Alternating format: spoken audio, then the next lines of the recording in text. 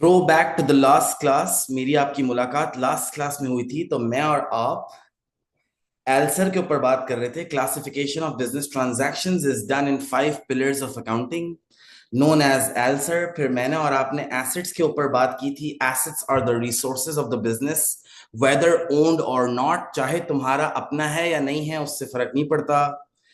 If it is a resource of your business, it is an asset, further divided into two categories, non-current assets and current assets। और हमने इनकी examples पे बात की थी। फिर मैंने आपको समझाया था liabilities are the resources owed by the business, right? Liabilities are the resources owed by the business। ये मेरे ऊपर एक बोझ है, एक बर्डन है, एक ऑब्लिगेशन है कि they need to be repaid. मुझे इन लायबिलिटीज को वापस करना जरूरी है। I have to repay these liabilities. Okay, ठीक है। Liabilities are further divided into categories, current liabilities and non current liabilities. ठीक है। और नॉन करंट लायबिलिटीज का जो पुराना नाम था वो था लॉन्ग टर्म लायबिलिटीज। ओके। अब मसला ये है कि you and I will have to understand the difference between current liabilities and non current liabilities. Okay, तो हम सबसे पहले बात करेंगे करंट लायबिलिटीज के ऊपर। देखो, करंट लायबिलिटीज वो लायबिलिटीज होती हैं, करंट लायबिलिटीज वो लायबिलिटीज होती हैं which are to be repaid within an accounting period. Current liabilities वो लायबिलिटीज हैं जो 12 मंथ्स के अंदर अंदर मुझे रीपे करनी है। कुछ दिन में करनी है, कुछ मंथ्स में करनी है, लेकिन 12 महीने के अंदर अंदर within an accounting period मुझे ये लायबिलिटीज पे ऑफ करना जरूरी है। Current liabilities are those liabilities which are to be repaid, which are to be repaid within an accounting period, within an accounting period। समझ आई? current liabilities are those liabilities which are to be repaid within an accounting period। और within an accounting period का मतलब है कि within 12 months ये liabilities पे off करना जरूरी है। current liabilities are those liabilities which are to be repaid within an accounting period। 12 महीने के अंदर अंदर पे ऑफ करना जरूरी है। राइट? ओके। अब अगर 12 महीने के अंदर अंदर पे ऑफ करना जरूरी है, तो इसका मतलब इसकी एग्जाम्पल्स क्या हो सकती हैं? राइट? एग्जाम्पल्स इंक्लूड, इसके अंदर क्या क्या एग्जाम्पल्स हो सकती हैं? नंबर 1 इज अकाउंट्स पेबल्स, जिसको हम ट्रेड पेबल्स भी कहते हैं। राइट? और अकाउंट्स पेबल या ट्रेड पेबल्स का जो पुराना नाम था वो क्रेडिटर्स था। राइट? दूसरा example is accrued expense. accrued expense को ओइंग एक्सपेंस भी कहते हैं, इसको आउटस्टैंडिंग या ड्यू भी कहते हैं। ठीक है, सही है।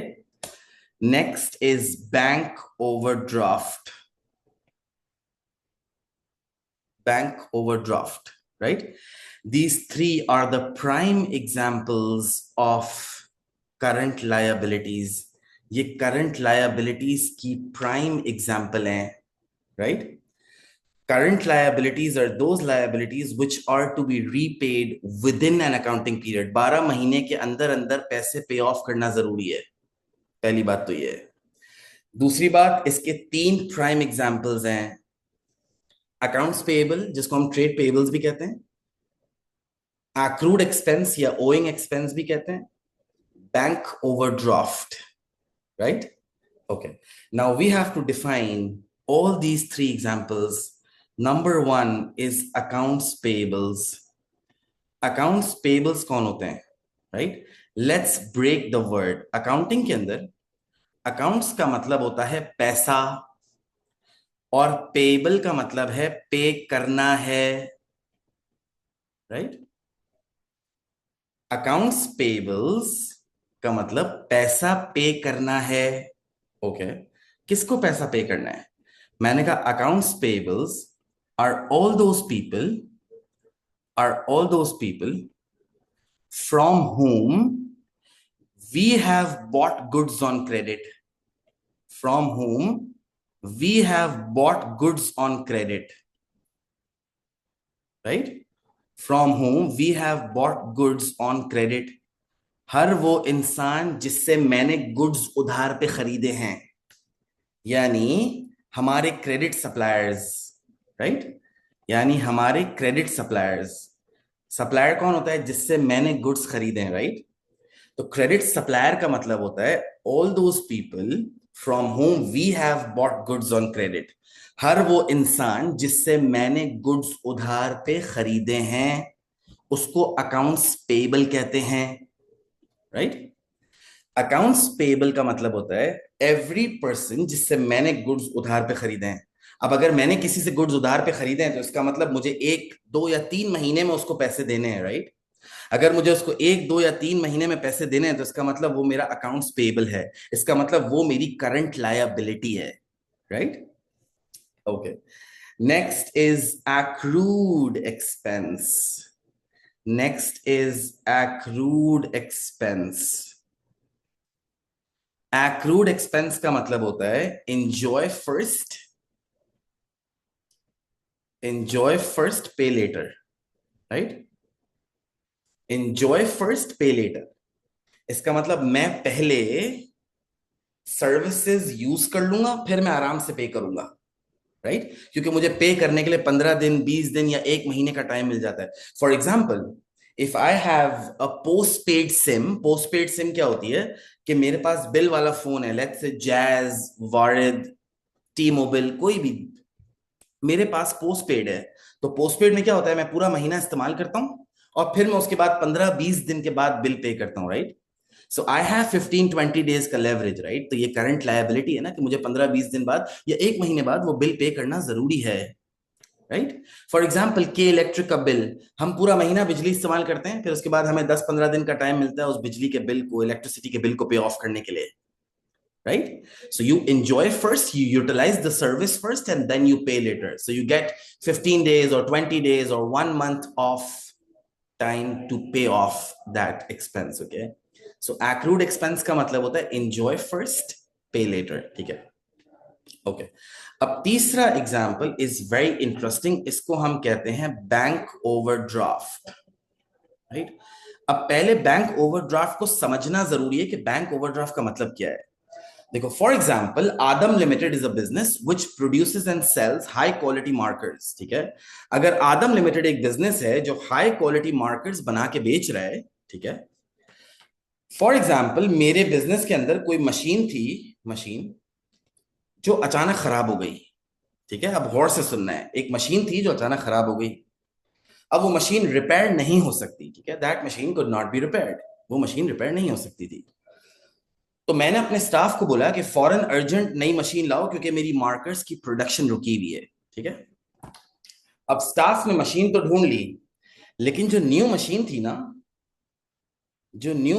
ना, दिस न्यू मशीन कॉस्टेड $25,000। सही, ये नई मशीन $25,000 की थी, ठीक है? अब मुझे ये मशीन अर्जेंट चाहिए थी क्योंकि मेरी मार्कर्स की प्रोडक्शन रुकी हुई थी। I urgently needed this machine, okay? हुआ ये कि जब मैं ये मशीन खरीदने के लिए गया तो मेरा जो बैंक अकाउंट है ना, फॉर एग्जाम्पल मेरा जो बैंक है वो स्टैंडर्ड चार्टर्ड है, ठीक है? फॉर एग्जाम्पल मेरा जो बैंक है वो स्टैंडर्ड चार्टर्ड है, ठीक है? अब मैं अगर मशीन खरीदने गया हूं तो मेरे बैंक अकाउंट में लेट्स से $20,000 पड़े हुए हैं, ठीक है? लेकिन जो बैंक का मैनेजर है वो मेरा दोस्त है, वो मुझे जानता है, मैं उसका रिलायबल एंड लॉयल कस्टमर हूं, एंड मैं उसके साथ बैंकिंग बहुत सालों से कर रहा हूं, राइट? अब होता ही है कि जब मैं बैंक मैनेजर के पास गया कि मेरे पास तो अकाउंट में इतने पैसे ही नहीं है कि मैं नई मशीन खरीद सकूं, तो बैंक मैनेजर कहता है कि सर आप ये 20,000 अपने अकाउंट से निकाल लें। आपने निकाल लिए। अब मैं ये मशीन कैसे खरीदूंगा? मेरे पास तो पैसे पूरे नहीं अकाउंट में। तो बैंक मुझे खुद 5,000 एक्स्ट्रा देता है अपनी तरफ से।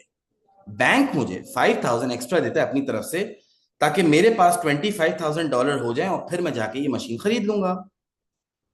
अब सवाल ये पैदा होता है कि इसमें $20,000 तो मेरे अपने थे, बैंक अकाउंट में थे, लेकिन जो एक्स्ट्रा 5,000 ऊपर से बैंक ने दिया है, इसको कहते हैं बैंक ओवरड्राफ्ट। समझे? ये फैसिलिटी बैंक मुझे दे रहा है क्योंकि मैं बैंक का लॉयल और रिलायबल कस्टमर हूं। ये फैसिलिटी मुझे बैंक दे रहा है to withdraw more money than it is actually present in your bank account. तुम्हारे बैंक अकाउंट में जितने पैसे पड़े हैं उससे ज्यादा तुम्हें विड्रॉ करने की इजाजत है, और जो बाकी ऊपर के पैसे हैं वो बैंक दे रहा है। राइट? सो हम कहते हैं bank overdraft is a facility provided by the bank. Bank overdraft is a facility provided by the bank to its loyal and reliable customers, ठीक है, which allows to withdraw more money than it is actually present in the bank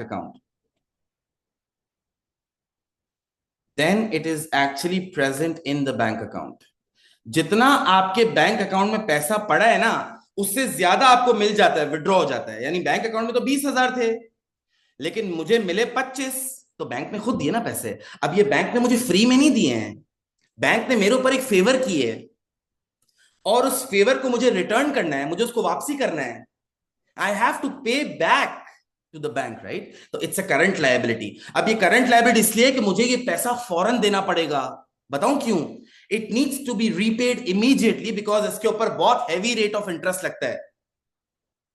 अब जैसे मेरा बंदा bank से बाहर जा रहा था, बैंक मैनेजर ने रोक लिया, बोला इधर आओ, ये जो 5,000 आपको हमने दिए है ना, please as soon as possible return कर देना, क्योंकि अगर आप थोड़े दिन बाद आओगे तो आपको 5,100 देने पड़ेंगे, और दिन बाद आओगे तो 5,200 देने पड़ेंगे।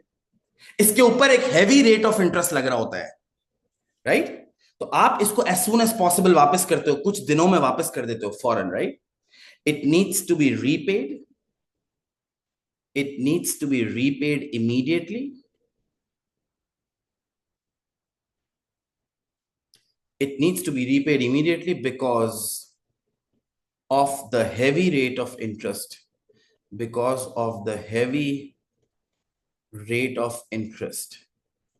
Right? It needs to be repaid immediately because of the heavy rate of interest. आप जैसे आपके पास पैसे आएंगे ना, आप बैंक को वापस कर दोगे। थैंक यू सो मच, आपने मुझे उस वक्त पैसे दिए जब मुझे जरूरत थी। So bank overdraft is a facility provided by the bank to its loyal and reliable customers, which allows to withdraw more money than it is actually present in your bank account. तुम्हारे bank account में जितना पैसा पड़ा होता है ना, उससे ज्यादा तुम्हें विड्रॉ करने की इजाजत है। It needs to be repaid immediately, इसको फौरन कुछ दिनों में वापस कर दिया जाता है, इसीलिए ये करंट लायबिलिटी है, right? With in an accounting period.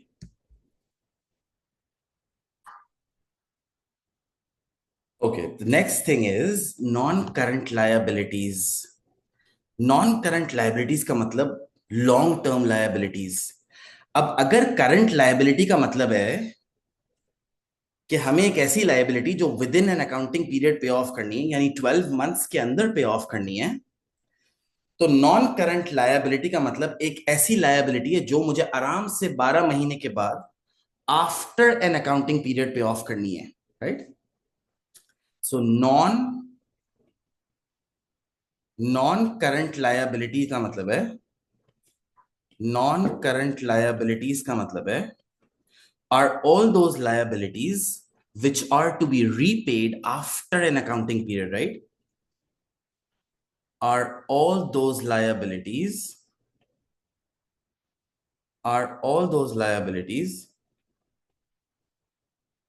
which are to be repaid after an accounting period, right?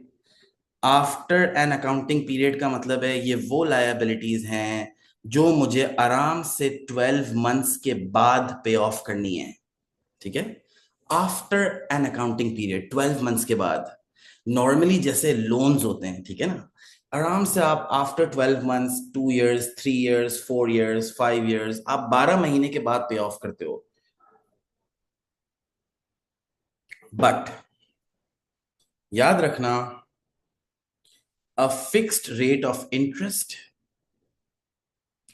a fixed rate of interest is charged on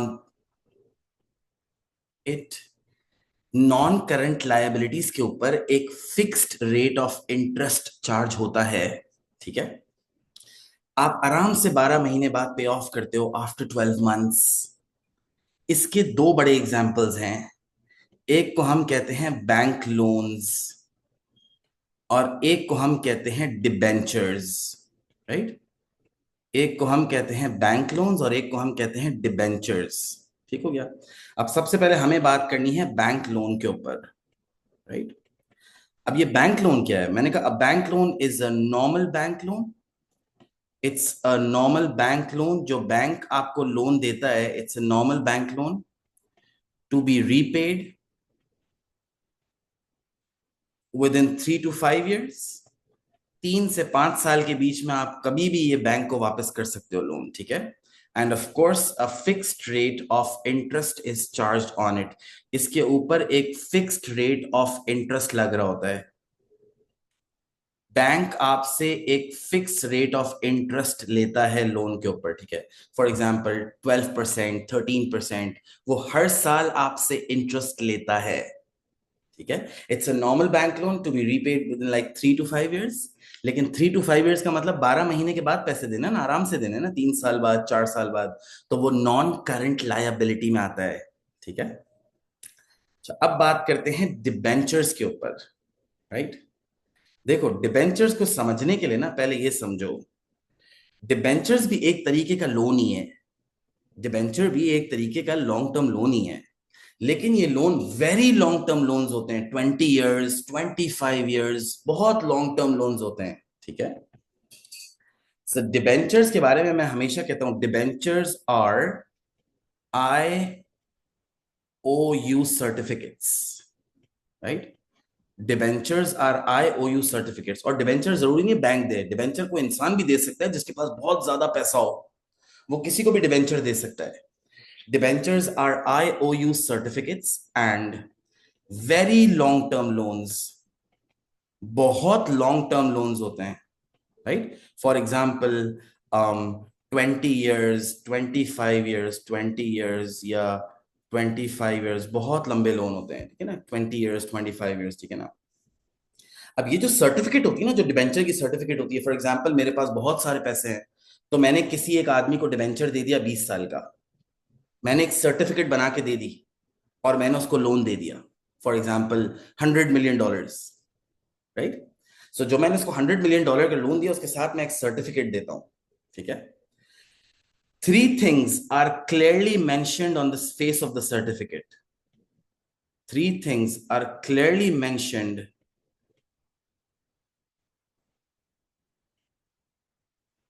on the face of the certificate। Face of the certificate के ऊपर 3 चीजें बहुत clearly mentioned होती हैं, ठीक है। The amount of loan, कितना मैंने लोन दिया है। द अमाउंट ऑफ लोन, कितना मैंने लोन दिया है। The maturity date, maturity date का मतलब ये वापस कब करेगा बंदा मुझे, after 20 years, 25 years, okay.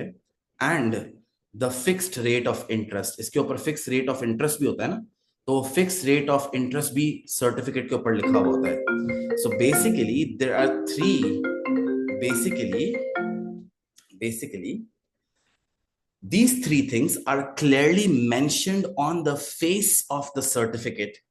Face of the certificate के ऊपर क्लियरली मेंशन्ड होता है, ठीक है। क्या? द अमाउंट ऑफ लोन, कितना लोन है, the maturity date and the fixed rate of interest, okay. इसके ऊपर कितना इंटरेस्ट लगा है, ये क्लियरली मेंशन्ड होता है।